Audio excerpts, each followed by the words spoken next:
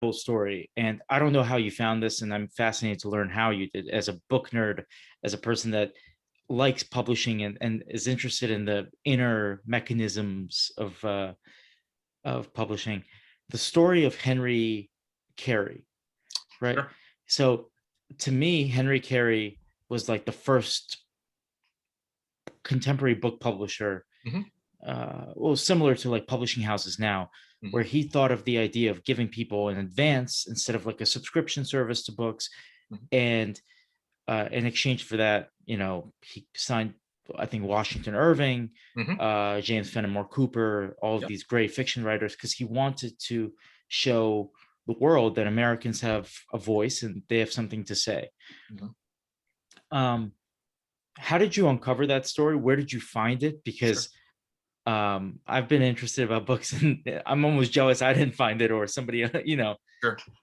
Yeah. Yeah, well, it's that's some of my favorite stuff in the book too, and I hope that that's what really makes my book feel like a real story. Like, yeah, we're bouncing from Adams to Jackson and sort of moving around with different presidents, but this was a real story where nobody had really connected the dots before. And so even like Henry Carey's dad, Matthew Carey, was a very important publisher. He was somebody who Jefferson would go to when Jefferson needed books.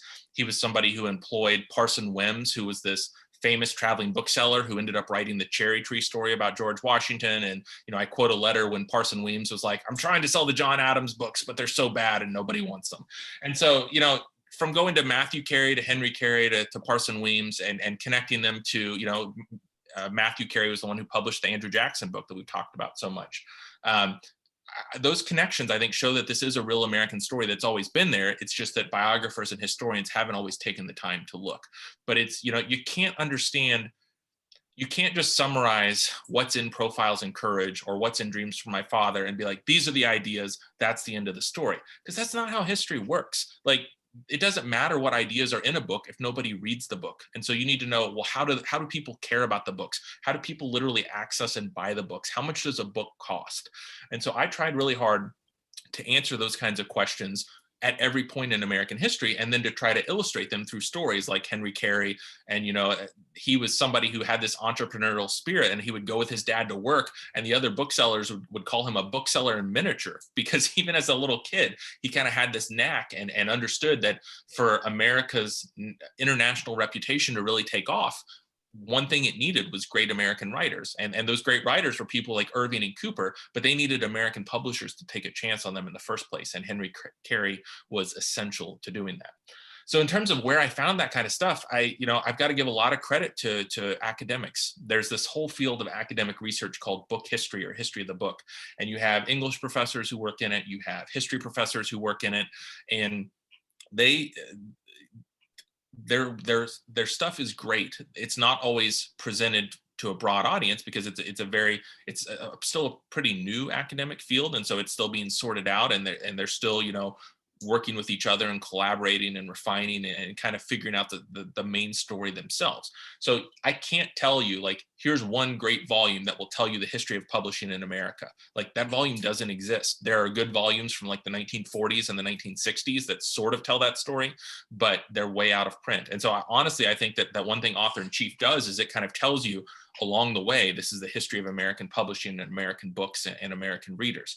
But there's a great book on Henry Carey and his partner, business partner, that came out, I think, in the 1950s. It's been out of print for a long time, but the research library at Indiana University, where I did a lot of my work, had a copy of it.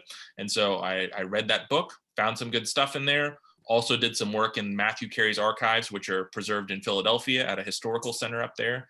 And so I would often do my own research because, there have been really good books written about Matthew Carey and Henry Carey.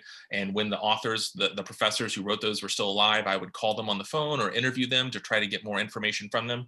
But they were focused, because book history is itself still pretty new, they were focused on, like, well, what are the connections to Washington and Irving, which makes sense. Like, that's what they should focus on. But they weren't like, what are the connections to Andrew Jackson? And so that's when I could go into the archives and then sort of look, well, what are the political or presidential connections here? And so a lot of relying on really good academic research that other people had done, but then also taking the time to read all of that, but also go and do my own work in the archives was how I was able to find these details and these nuggets, and hopefully remind people that, at the same time that Andrew Jackson is trying to redefine American politics, James Fenimore Cooper is trying to redefine American literature. And John Quincy Adams is writing in his diaries about how, if I could do it all over again, I think I would have rather been a poet, because America really needs a poet to stand up on the international stage, an idea that Thomas Jefferson had written about in his book, A Generation Before. So, trying to connect those dots is something that I hope makes my book feel like a real story, because I think it is a story, and you can't tell the political aspects without also telling the literary aspects and the personal aspects. Is the Carey bookstore still a thing, or is it a historical site? Do you know? I've been to Philly. I just didn't know about the Careys before I went to Philly.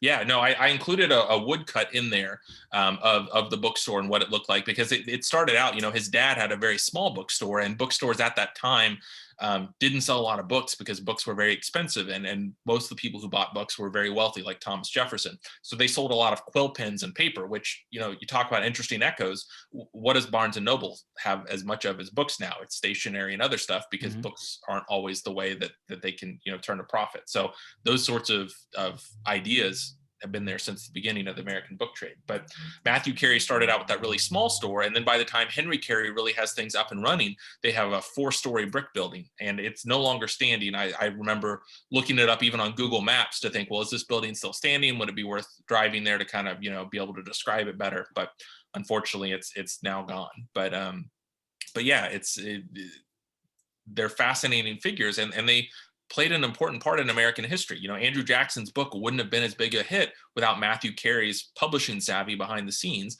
and without Andrew Jackson's savvy. Andrew Jackson knew Matthew Carey is the guy I need to reach out to, because he's the best publisher in America. And so all those people working together behind the scenes played important roles in Jackson's political rise. Yeah, it's unfortunate